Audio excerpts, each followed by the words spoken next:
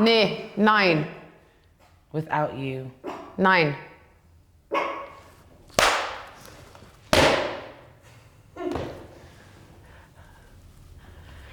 That's the Moroccan babouche throwing bomb at me. I don't want to laugh, but that was really funny. Hello, welcome back to another podcast. My name is Helena. At Club Athleten, we want to promote different views on life, different life perspectives overall, because a lot of people that are touched by different types of oppressions come and train at our gym and with us. Yeah. And we thought that it would be interesting to bring a new perspective to our listeners. And today we're going to talk about intersectionality, intersectional feminism, intersectionality, and the two topics that intersect here are going to be feminism, so gender oppression and race. And our speech mistress today is going to be Anastasia. Hello. Hello, I'm very happy to have you here. I'm Anastasia. I come from Jamaica, Queens, New York.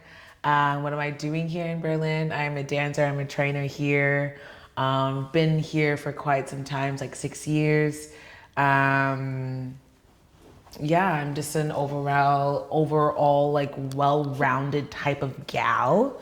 So many different hats. I'm not just a dance and fitness trainer. I can do some hair as well. Mm-hmm. You do? Yeah. Love that. I didn't even know that. And so just like living here all of the years, I've just built up my career and with networking and just getting more contact with the people, or now trying to get more in contact with the people and grow the community more. Love that. So maybe just for the people that are listening, what is your background in terms of like, where do you see yourself? Because you're a dancer, but you're also a fitness instructor. Do you see yourself as being more part of the art scene, or would you say that you're more into the fitness scene? In the very beginning, when I first moved here, I was like just solely for the art. There's nothing that could like just take my attention from the art, but now I'm more in the gray, so in the middle of art and fitness. So like I have like a bit of a mixture when it comes to wanting to be or seeing myself in which world or the other. Definitely in the middle, in the gray zone of it, but I wouldn't have it any other way, really, kind of. I love that. Yeah. I mean, so basically, my next question would be, what does intersectionality mean to you? Because just to put it a little bit back into the context, we're sitting in Berlin right now. Berlin is a very white city. We do have a lot of left-wing people, I would say. And that is also the main intention with the talk that we have today, to bring white feminists in contact with a perspective that is not their own, so the one of a black feminist, you. And and of course, you're not representative of all the black women. We're absolutely aware of that, but that's why we want to hear your answers on very specific topics and your life experience in a very white environment, such as Berlin. Yeah. So what does intersectionality mean to you personally? So personally, I had to like really truly think about this. Yes, it's the difference in the separation of, you know, your race, your class, your gender. But to me, it's just like not putting individuals in a location or where they're supposed to be in. I don't know, like how do you explain like kind of in a box? Yeah, thank you. It's Wednesday. So so pretty much intersectionality for me, it means just like you're placed in a box. So doesn't matter, you're placed in a box because your gender, you're placed in a box because your class, you're placed in a box because of your race. There's always this box that's going to be around you no matter what, you know, and just to break out of that, I feel. Yeah, I think breaking out is a really good point, actually, because by seeing the intersection of different types of realities that you go through, we definitely open the picture to something that is way bigger. And it's like, you're not just a woman, you're not just a black person, you're not just one thing, you're actually so many, you're like a rainbow of different things, and I think that intersectionality really goes into that, to open like 100%. Yeah, that absolutely makes sense, and I love that, and I hope that we will manage to make people understand that there are different angles to topics. Definitely so, because even like to think about the word, I know before I just gave like the blatant definition, but I then later thought, and I was like, wait a second, it's really more of, it's less about like, the separation and the difference, but you're really just like in a box and you can't get out of the box no matter how much you try, because there are so many different layers of boxes within it. Exactly. Yeah. I think that picture really makes it super clear. Nice. Which brings us to the next topic. So again, putting it in the Berlin context. Yeah. How was your experience as a Black woman in the market here? And here I would like to stress particularly the topic of diversity. We hear it a lot these days or nowadays, and I think a lot of companies want to become more diverse, whatever they see under that. Yeah. Do you ever feel like companies have used the term diversity in a way where you were like, okay, you're really trying to just like polish your company by hiring me? Or how was your experience? Was there times when you felt like... I just felt like at one point in time, like I was just seeing the word so many times. It's like it was the in word, like gatekeeping. You know what I mean? Yeah, it was like dropping words. It was like dropping words. So it was like everyone just kept like, oh, diversity, this, diversity. No. But it's like, yes, you want the diversity, but also are you changing yourself as a person to adapt your language? Because, I mean, prime example of when I first moved here, getting into, or just putting myself out there, trying to get a dance job, dance somewhere. Because it is not going to just land into my lap. Being a foreigner, having a visa, doing all the things that I need to do for myself to even survive or have something. And it's one of those times when you're trying not to say names. The beep. You're like, damn. No, but this one particular person, when I auditioned for the company and everything, and they're just like, yeah, we want like a little bit more like I always wanted a Black girl on the team, like, you know, it makes it, I'm like, what's more but I didn't ask that in that sense, because I'm like, what is this person of a second language to them, because German is their first, you know, how are they going to explain that? They don't even know what they're saying, because they're probably mimicking it from somebody else, you know what I mean? So it's just, if you want to have diversity, just educate yourself. Change up your language when it comes to trying to communicate or try to connect with a person of color or something like that. Because to say like this like, I don't know, I know what you mean, but for people nowadays, because everyone is so open, it won't go as well. And how was it behind the scenes? Because you already dropped the word gatekeeper. So if you think about it, yes, when you're working as a dancer, they see your face.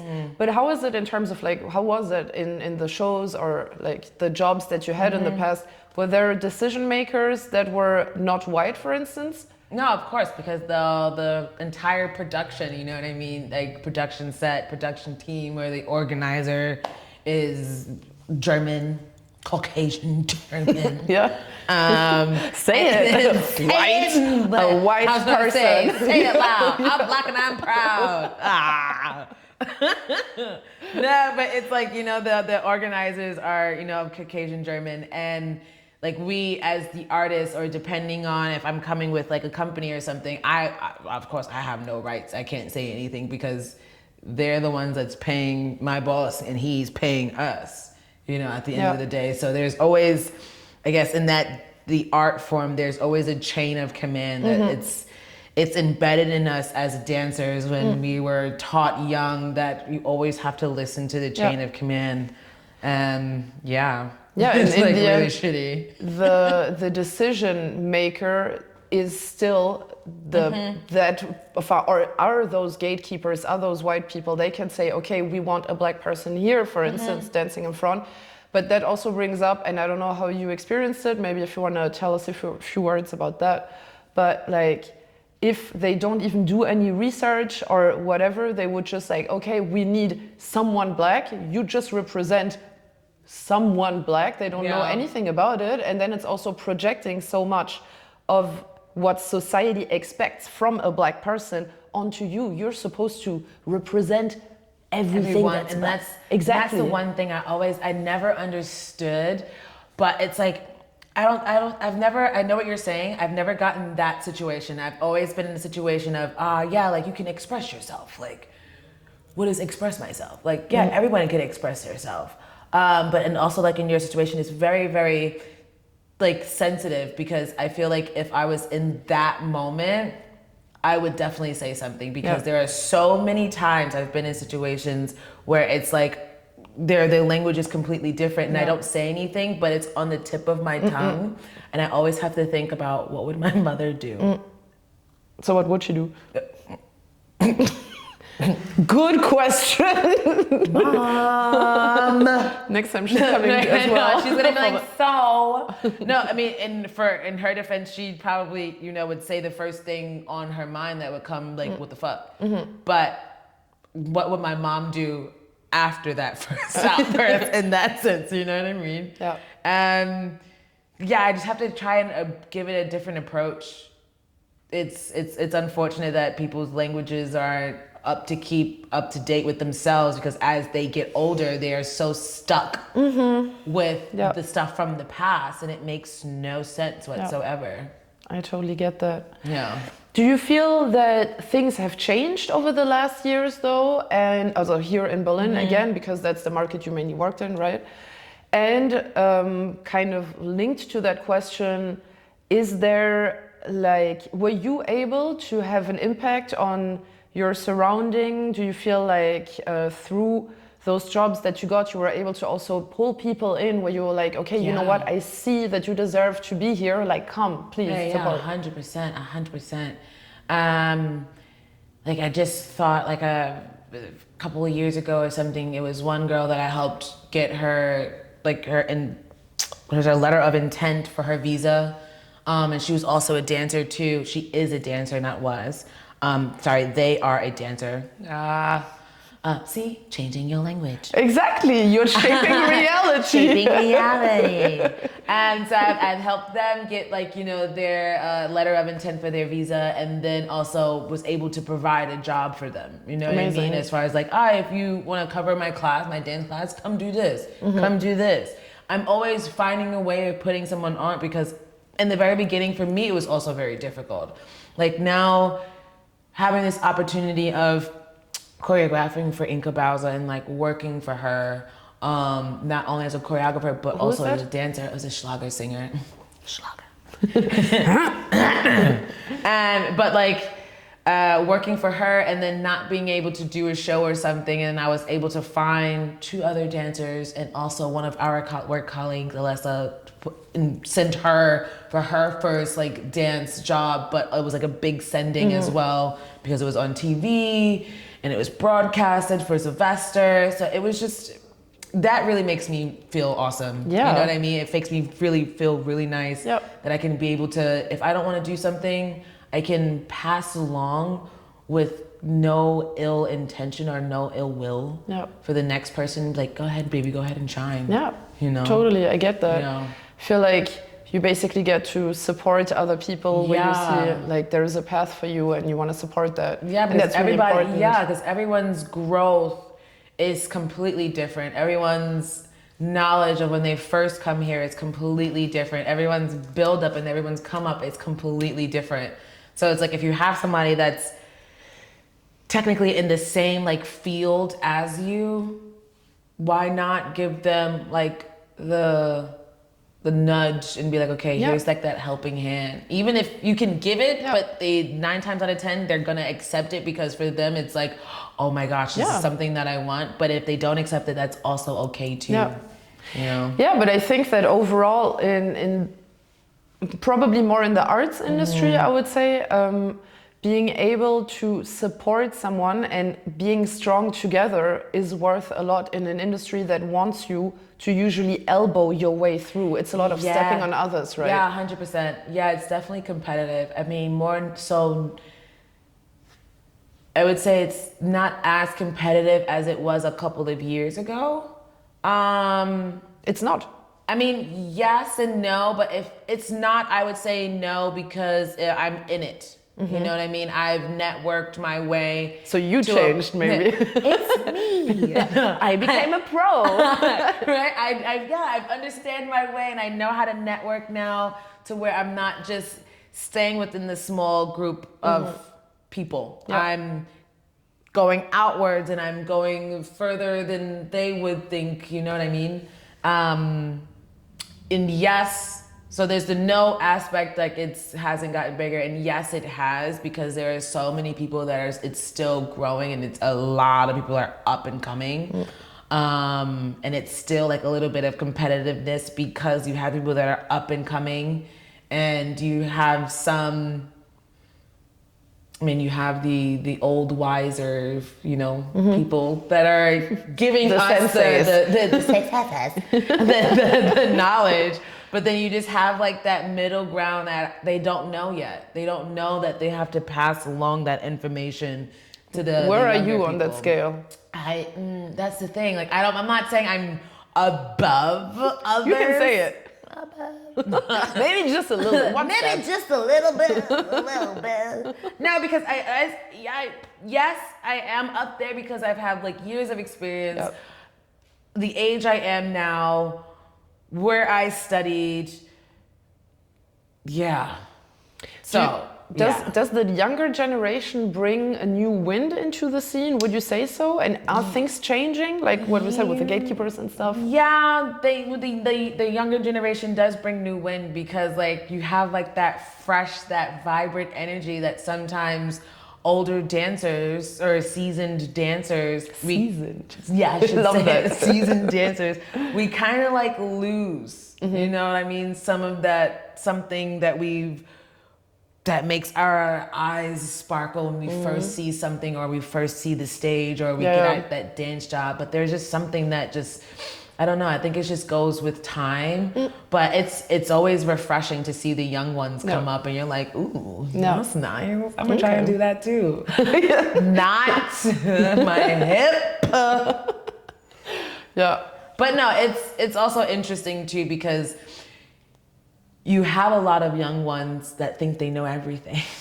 You know what I mean? Yeah. They think that they know everything and like you can't give them any advice. But I'm like, babes, I've been there. Literally. Yeah. The injury that you're like huffing and puffing about, I can give you some pointers, but you just like shaded me. Yeah. So I'm gonna watch you suffer in silence.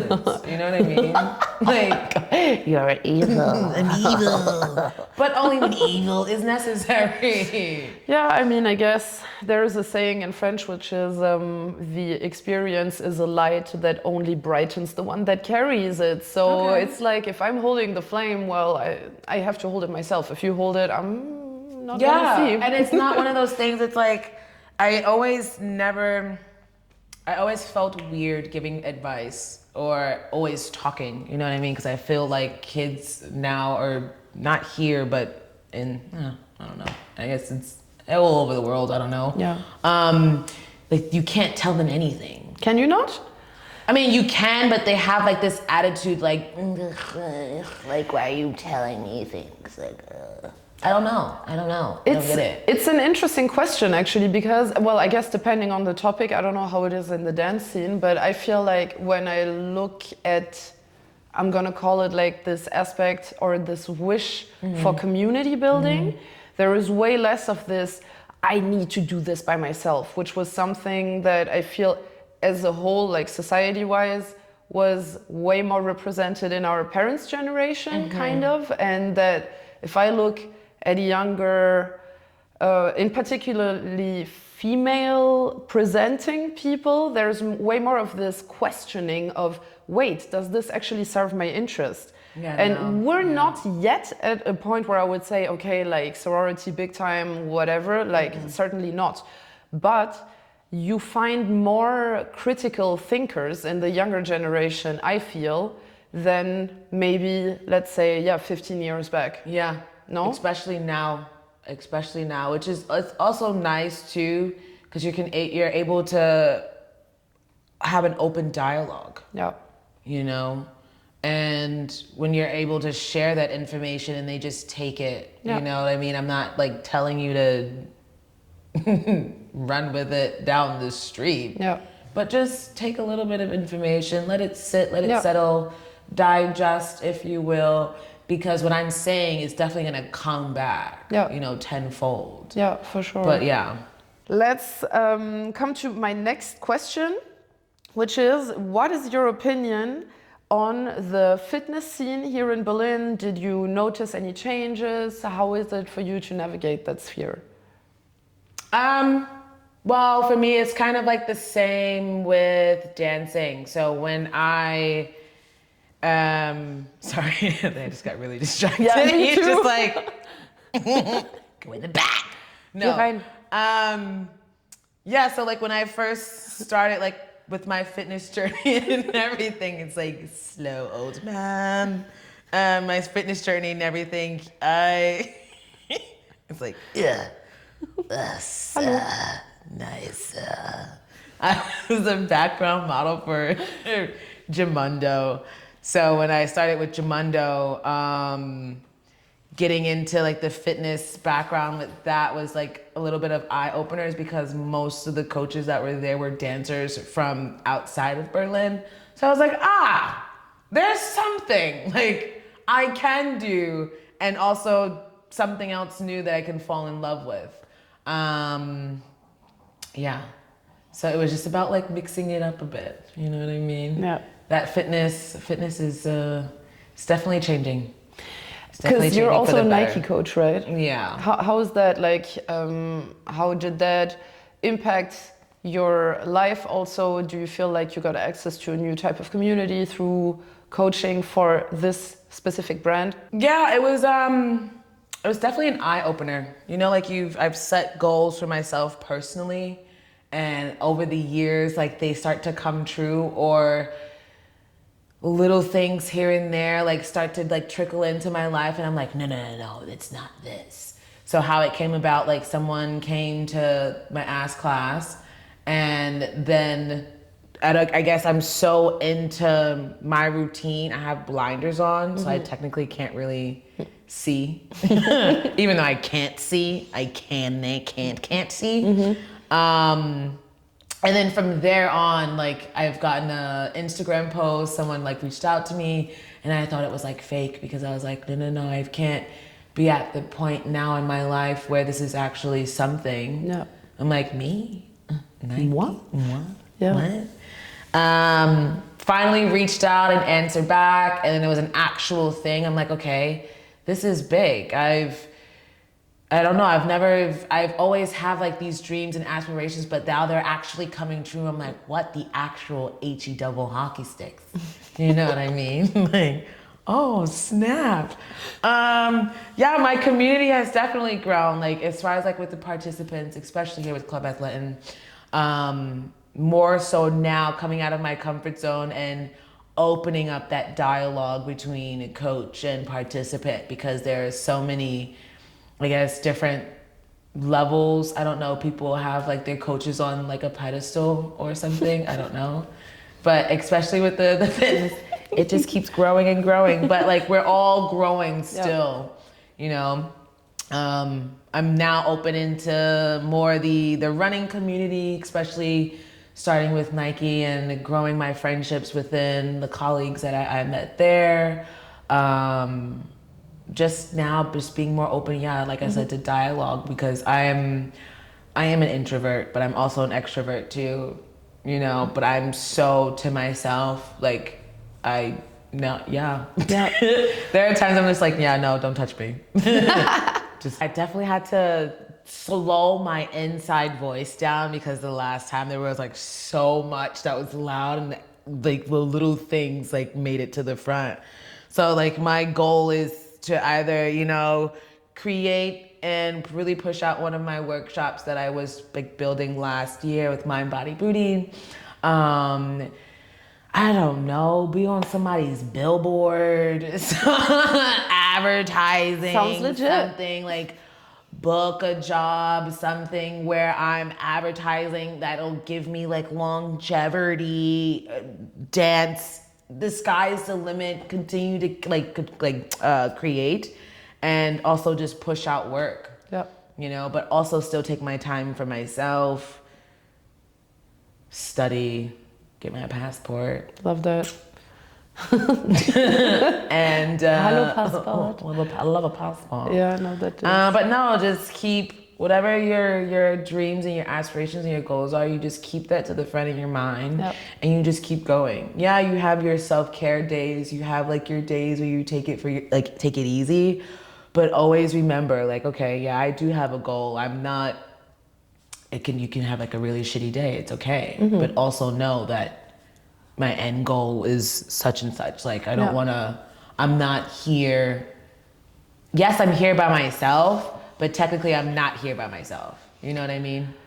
I've grew like my community and my family here, but I don't have family here. So I have to make something. I'm making my life. I have to literally foundation. So what would you tell your younger self, and that, I guess, as a final word for anyone who watched us and who feels like, oh, I identify very much with what she said, like, what is the piece of advice you would give to that person, and in probably especially also in terms of how to deal with all the fears that come with all the steps that you have made and that other people are still have ahead of themselves? Oh God, girl, I don't even know. No, I mean, yeah, you take it, I would say take it one step at a time. If you have that connection with that one person that you can not really regurgitate all of like your emotions, but they really truly understand you deep down with everything that you're saying, and you just keep going with it. You have your person that you can not emotionally dump on, but you can kind of talk through those types of things, because I can have these conversations with my significant other now. My dance friends from years ago, we're not as close because we are in separate paths, but we still come together, you know what I mean? So if you have that one person, always go to them, talk it out, have your goal, and just stay true to you. And then like the other things, like you take into consideration too, like small advice here and there from the people that listen to the elders. Yeah, listen to your elders. He's like, no, but yeah, you take the advice, take heed to the advice. You know, you don't have to take every little word that the person is saying, but there's something that's in there that's going to be good for you. You know. Yeah. So just keep it open, keep your mind open, self-care, and get a little baby dog. That are beautiful last words. And on that, I would like to say goodbye to the studios. Back and get yourself a little baby dog. Get yourself a little baby dog. Thank you. And Thank you. Hope to talk to you soon. Absolutely, my about dear. more in this field. We're gonna have this on the microphone. I love that he's just literally just snoring into the mic. No, yeah, we'll definitely have more on this topic and more crazy stuff. And then just more stories or experiences from like specific things and whatnot. Yeah. For sure. Thank you everybody for listening. And if you're interested, we're just gonna put a little list of books that we recommend, intersectional writers. Because that is also one thing, if you like this talk and if you identify as a white feminist, then read, educate yourself. It's not the responsibility of your friends of color, of your black friends to educate you about all those topics. So feel free to choose any of the books that are in the list below. Yes.